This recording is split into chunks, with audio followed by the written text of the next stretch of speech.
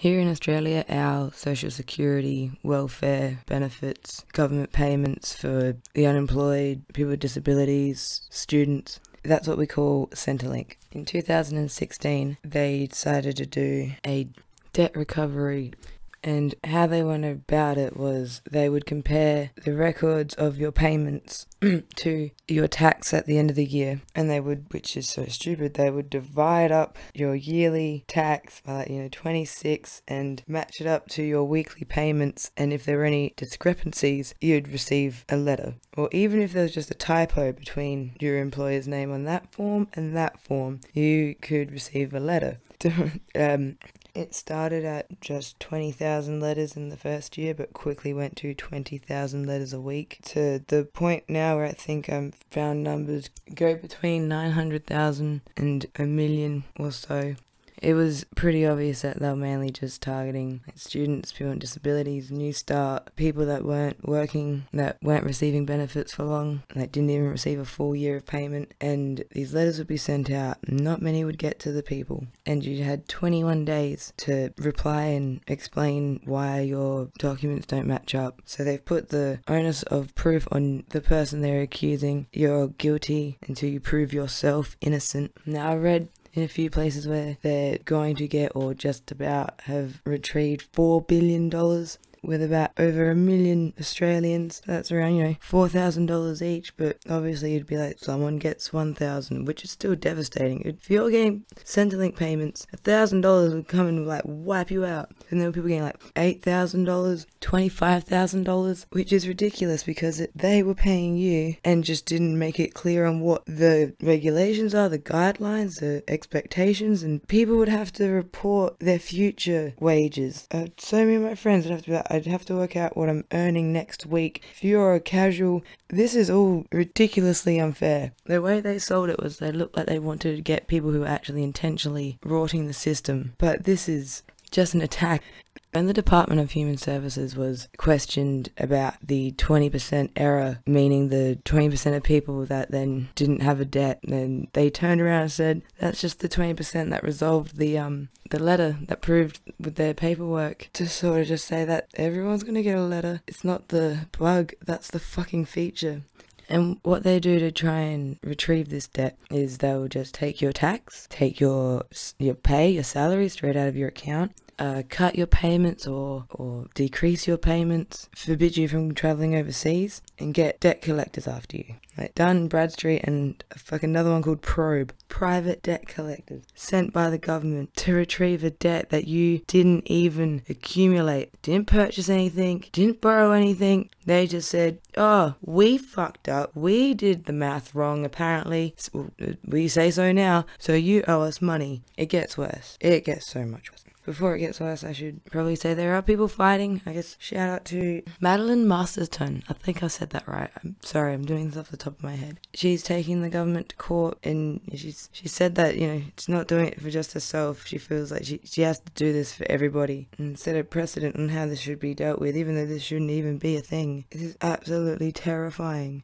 And I've heard some politicians and just public figures sort of mention that people talk about feeling stressed and anxious, and they feel humiliated and depressed because of this ordeal. Like, that is foreign to the people explaining it. I think a lot of them have never been in debt. I don't think anybody in Parliament they couldn't fathom what it would be like to be wiped out by a $1,000 debt. I don't think that's ever really been a thing for most of them. And this is just amazing in the context of everything that's happened just this week. It's like, you pick a Liberal minister, I'll be able to tell you how many millions or hundreds of millions of dollars they pretty much stole from the Australian people. Oh yeah, this is fucking fantastic. Okay, now, the bit that will make the picture make sense is reports have come in that 2,030 people have died after receiving these letters. I think like a fifth of them, like 430 odd, were under the age of 35. And yeah, with the comparison of in 2016, the people that died between the ages of 15 and 35, like through the whole year, was 3,139. Like, that's all. And this letter seems to have just done a decent chunk of it itself.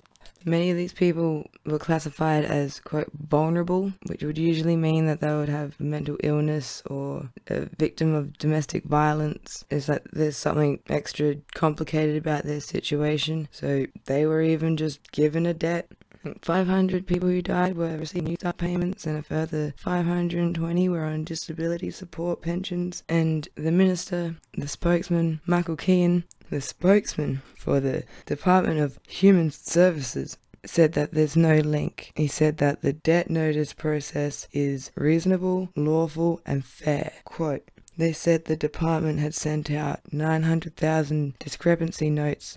That is a letter asking the welfare recipient to explain why the info they've given doesn't match what the department has. That doesn't always lead to a formal debt notice because the recipients of the letter can provide additional information to clear their discrepancies. Any suggestion that the Department of Human Services debt recovery efforts have contributed to customers' death is simply not supported by the facts or statistics, said the spokesman. The department sent out more than 900,000 debt letters to individuals during the period of the 1st of July 2016 to the 31st of October 2018. A total of 2,030 of those individuals died during the same period, which represents 0.21%. That was more than 10 times lower than the overall death rate for all the department's customers during the same period, which was 3.64%. It's important to note that here the figures provided by the spokesman include deaths of people who received pension payments, which by definition put them in a different age bracket. The number of days that elapsed between the customer receiving a debt letter and their death was 222 days, almost 8 months. A number of factors in an individual's life could have contributed to their death during such extended periods, and it would be foolhardy to draw a line to one particular cause without evidence to support such claims, said the spokesman. Debt recovery remains an important part of the coalition government, and where people have been overpaid, they will require to pay the money back. Since the 1st of July 2016, this government has achieved savings of $2.9 billion throughout the crackdown on welfare fraud and non-compliance. We're just a fucking number to these people. We are only statistics. These people died, and they can't, whether it's being dishonest, I wouldn't even be shocked if they don't even understand that if you're already in a bit of a shitty situation, a debt quite easily throw you over the edge, quite easily be the straw that broke the camel's back, especially if it was unexpected and not just, this is robbery and murder. There are sites that are helpful if this is affecting you. I was looking at hashtag NotMyDebt. They have lots of links to lots of things. Look like they're helping a lot of people through things, and the stories there though, they make you cry. I'll have the standard numbers go through at the end of this video, and I'll put an email there because you can always talk to one of our great hotlines or groups, and we can all be here for each other. And I've got an email there if even you just want to chat or if there's anything I can do to help. But Centerlink payments are meant to be a safety net for our people so we could be comfortable and have freedom to actually advance, enjoy life, just live. And now it's giving people major anxiety and stress, and that I can't believe that that is said on the public record. That was said to news outlets. They really do see people on welfare payments as the lowest of low, and then maybe if you get a job you might be a person, but I think you need to be just a trust fund baby or something really ridiculous and pointless to impress these people. All of them need to get out. That is disgusting. How fucking dare they speak about us like we're fucking statistics, like we're not also living, breathing fucking people. Okay, yeah. I gotta thank my potato stamping partner. I just used a potato stamps to do this. And I was thinking I'm gonna write a lot of angry emails, and I'm probably gonna write something on this and post it to them. I'll send it to the head of the Department of Human Services. And your handiwork. I started a tally, you can keep it up for how it grows. Disgusting. What do you fucking mean?